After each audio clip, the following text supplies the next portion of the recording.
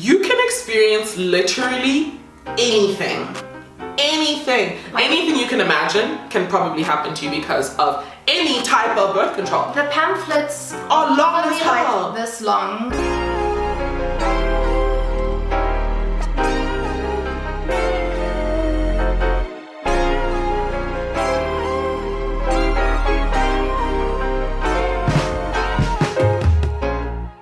I won't lie, like the concept of birth control to me is so scary. There are actually many different reasons why one would opt to go on birth control, and depending on what you use it for would dictate which birth control that you would go for. So not all of them are necessarily for pregnancy prevention. Well, I think all of them are for pregnancy prevention, or you can use them for that, but you don't use them for just that. I did for my skin, because I only did it for a couple of months and I was like, I don't like this. For period cramps, obviously for birth control. I am an oral contraceptive gal, also because I like routine. So I am very fine and pretty good at taking a pill the same time every single day.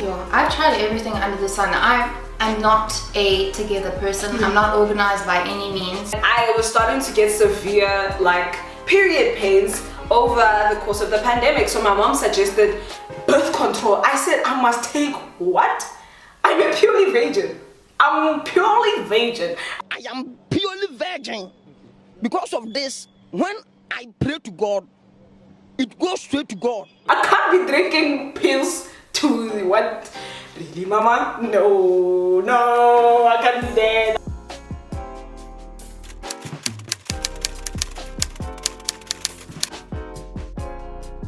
There's probably the one that everyone knows, the pill, and then obviously for emergency situations there's the morning after pill, darling. There is the, what's that, the rod? What is it, that thing? It looks like a T, like that, and then it goes in. I suspect the little anchor that they put inside you. That thing scares me. Epi. Is it an epidural? Is that what it's called? No. We don't know the names. We don't know these things. Is it that thing? IUD. There's an IUD. On Twitter, there was a picture of like a baby that came out and it was holding the whatever tea thing that they put inside. And also when I looked at that thing, I was like, very suspicious that that small thing is supposed to stop a birth from happening. No wonder the baby was born. Permanent one is tubal ligation, so that's also known as tying your tubes. Getting your uterus removed. Hysterectomy. And then there's the injection that lasts for like 3 years. Yeah. Is it 3 years or 3 months? It's one of the two. I'm not sure. I feel like an injection would last 3 months. I don't feel like 3 years. The patch. It's actually quite painful because you get the glue on the outside, and sometimes you can be allergic to the sticky vibes. And it just kind of looked a bit horrendous by the end of the week. I think it was a week patch. And then there's also something they implant in you or something like on your arm or on your thigh or something. Hey, you guys, adults, scary. Very scary. There's vasectomies, not enough of you are having them. I need you to.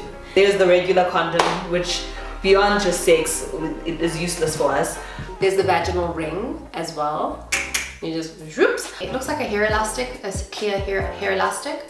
And you just bend it, insert it, and it opens up by itself, and basically your body absorbs the hormones through your vagina. Uterus? Cervix. Coochie. Yum yum. There's the pull-out method. The pull-out method is not viable, guys. Stop it. Oh, there's also diaphragms in terms of the barrier method one. So there's the male and female condoms, and then there's also diaphragms. A great form of contraception is just seeing kids screaming as well. Abstinence. And then there's, just the blood of Christ and just, faith, I guess.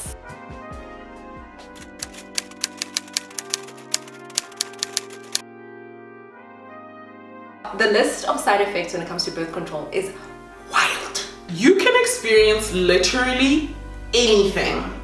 Anything you can imagine can probably happen to you because of any type of birth control. The pamphlets are long as hell. Like this long. In high school, one side effect that I heard the girls talk about, hey, the netball girls were talking, I was just listening because I'm a child. I told you, purely what? purely vagin. So I was just listening to the girls and they were talking about how this thing causes you to gain weight. So they were complaining because I mean they're trying to be like nipple girls, you know, lightweight and run around and jump around. But what I've seen on social media is like people take them for the purpose of booty's so big, Lord, how was it? I've gained weight, I've lost weight, I have literally lost my mind. Like the one pill that I was on, it had different hormones at different phases, and my body, because I already have a hormone imbalance, was so sensitive to that. I would like delve into like the worst depression, and then I would be like almost manic. Like it was so bad. Yeah, the depression is not great. I just don't feel my body. I think I always say like my body is just it feels very like just muted. I think those are some of my happiest days. Interestingly enough. I mean, I was glowing, my skin was beautiful, I was trimmed, my body looked beautiful, emotions were level, everything was nice and level. It was truly really nice. Some people, it actually makes them like break out. Some birth controls make them break out.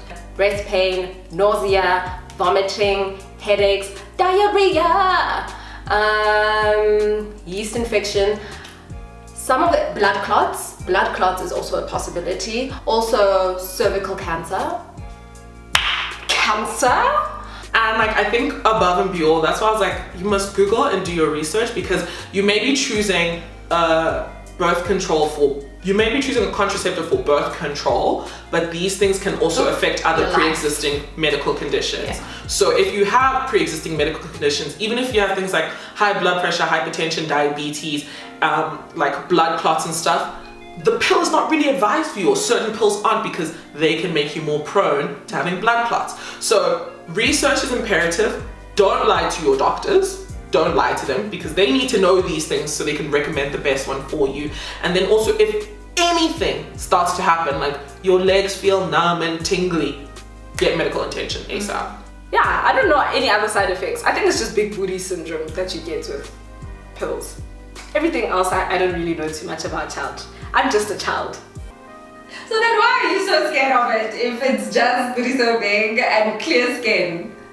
Why? Because I feel like if I drink the birth control, I'm not gonna be a purely virgin. I can't say I'm purely virgin, but I'm drinking birth control. Like I'm struggling with acne. Body so small, Lord have mercy. But I just can't do it. No! I'm too young. Stop it. Stop peer pressuring me, guys. I'm too young. Who's peer pressuring? I think one important thing to mention is that unfortunately with the IUD, it's the only thing that doesn't prevent you from getting cysts. Even if you have endometriosis, because a lot of people don't realize endometriosis also involves cyst overgrowth and cyst development. So IUDs can also cause cysts for both PCOS and endometriosis. So even if you think that it's like one of the better options, if you're like me and can't take a pill every day or whatever, like you really need to see your history and go and see a gynecologist if you start to experience, the PCOS kind of symptoms. Oh yeah, my libido did not exist, because I mean if it's coupled with depression and taking other medication that like suppresses it, as well as birth control, I mean that's the whole point, it's supposed to suppress it. Back then, what was a WAP? And that's the annoying thing about contraceptives. Like, it really is, for the large part, trial and error. Yeah. Everyone's like makeup and hormonal levels are so different.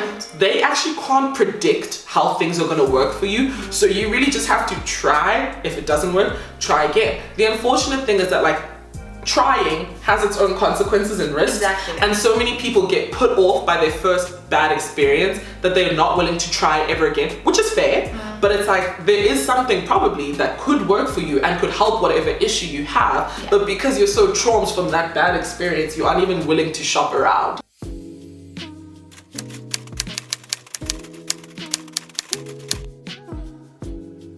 I want to say I first learned about birth control at school, but I don't know, that feels like a lie. It was a combination of TV and school, but even then it was quite limited, I won't lie. The first time I saw contraceptives live, in real life, my mother was drinking them. I said, Mama, what that pill is you are drinking?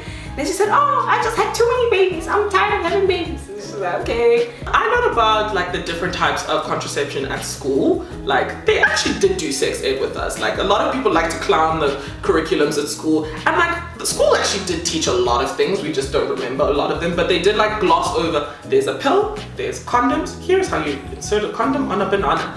I think birth control for me, like if I really remember it correctly, is like it's been always like such a, you like tiptoed around it because it's like such a weird thing because only girls who have sex use birth control. So like it was a very much of that kind of thing. Same, because you know back then there was quite a bit of shame around, especially in high school. I mean, I wish I had taken birth control in high school because you know then my period would be a lot more sort of regular. And I wouldn't have cramps that would sort of affect me at school or whatever. I think our sex ed was terrible. Is it? But yes, pretty much there was just a condom involved. I don't even know if we were told about pills back then. You know, because it was always such a taboo subject because you shouldn't be having sex, so why are you using it? I don't think we had the opportunity to learn anything about birth control. I think the scariest part is that we were known that these things, the information was made available in that these things exist and you should use them. But there wasn't any learning around them. Like what are the side effects? What could they do to you emotionally, physiologically? What should you be afraid of? What should you not? What should you jump into? What should you not? When to get them? The fact that like qualified gynecologist or whatever should prescribe these things to you. You can't just go and grab some of your friends' birth control pills. That don't do that. Don't do that. You know what? TV, media, like film, media, I feel like that's probably where I first encountered it and learned about it, and then the internet and just conversations. But the biggest teacher has definitely been social media. I think I've learned so much from social media. I think the way in which I learned the most was by actually going to a gynecologist. And then that kind of like triggered my intrigue to want to research more, and then like as you grow older you really just want to do right by your body, and if something doesn't feel right then you're like, it might just be my contraceptive.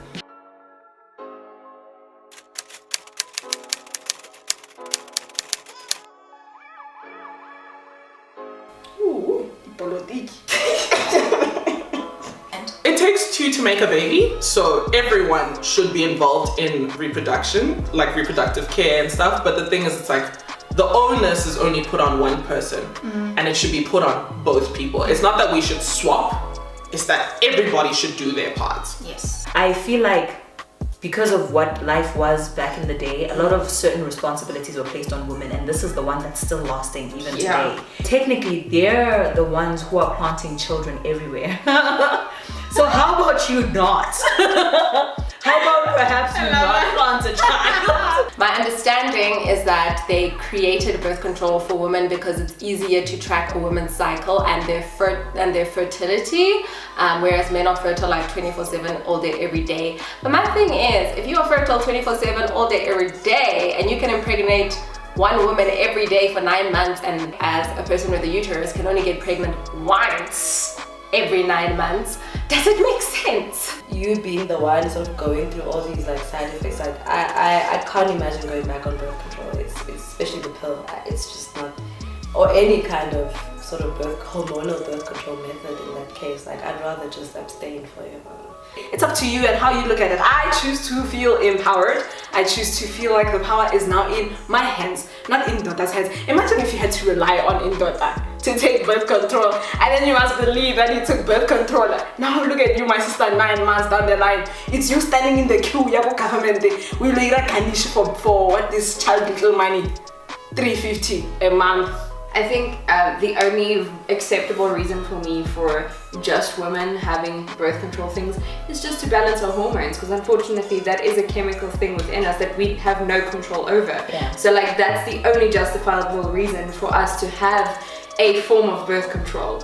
But when it comes to actually preventative measures, That is not okay. It isn't. That it is just you. Interestingly enough, in 2016 there was a trial for a male birth control which was stopped because they experienced side effects such as headaches, nausea, acne, mood swings. Sound familiar? I laughed so hard at that because I was like, you don't even know. And I'm like, you guys are supposed to be the stronger gender, hey? You have no competitive spirit. You got a small headache and now you want to quit. Babe, get a grip. Like, injected in their face. My proverbial ones, but absolutely injected. You know, the statement about the whole project being stopped because men experienced all of these side effects is very sad because it says a lot of what society, the inequality balance, that unbalanced scale that there is, because if men are having these headaches, if men are having mood swings, if men are having acne, oh my gosh, we're just destabilizing society. Let's stop. That gave me the ick because I was like, you guys can't even handle small nausea, weight gain, depression, suicidal ideation. You can't handle any of that. Meanwhile, You want to handle a child. Because you didn't want to.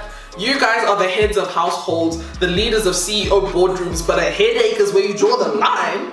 I'm sick. At the end of the day, we can't expect them to sympathize with something that they've never really experienced. And when they do experience it, they realize that it's unbearable, but they're unable to take that same realization and apply it to us. Mad. Blows my mind, but it is what it is, child. And we, unfortunately, are left to deal with the... As far as I know, there are a couple of other male birth control options that are currently like in trial and being tested. So, but like, y'all need to hurry it up first of all. My question is just that if there was a male birth control, would men willingly take it? It's a tough thing to say, but like, there are men that are willing to take responsibility. Lots. There are.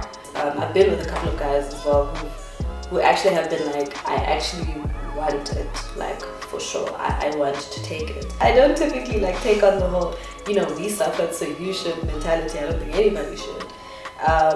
But you know, if we are trying to shift the responsibility, or at least create a sort of equal sense of responsibility when it comes to birth control, then we should continue.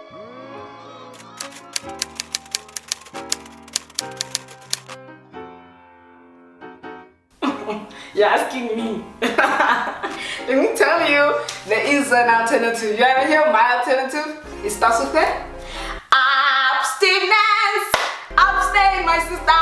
Join the purely virgin club! I mean, for one, it's just familiarize ourselves with condoms. That is the best thing someone can do for themselves. Again, it does depend on like what you're using it for, because if you are using it for like skin, there are other ways that you could potentially look at clearing your skin, acne. But in terms of the main one of preventing the babies from happening, ooh, akita guys, hey? Prayer. Prayer. I'm very pro contraceptives because they have saved my life and saved me from a life of pain. And one thing I hope that you could tell thus far, I'm very informed in my decision. I know exactly what I'm getting into and I know exactly what the risks are. So when you make the decision, I hope you are the same. At the end of the day, it's your body, it's your life. If you are not taking the onus upon yourself, play yourself. The only thing we can do, or anyone can do, is provide you with information. And it's your responsibility to research further. But also, what may work for us may definitely not work for you. So take it with a pinch of salt as well. Grain of salt. Pinch of salt? Just some salt. Yeah. Yeah. That's it. Abstain, my sister! Join the purely virgin club! Even you today, you can decide. You might not be a purely virgin, but you can decide. From this day on, you are gonna be a what? A purely virgin. Then you don't gonna see babies. If you happen to fall pregnant, it's even better because now you know you are the chosen one. You are the chosen one to deliver.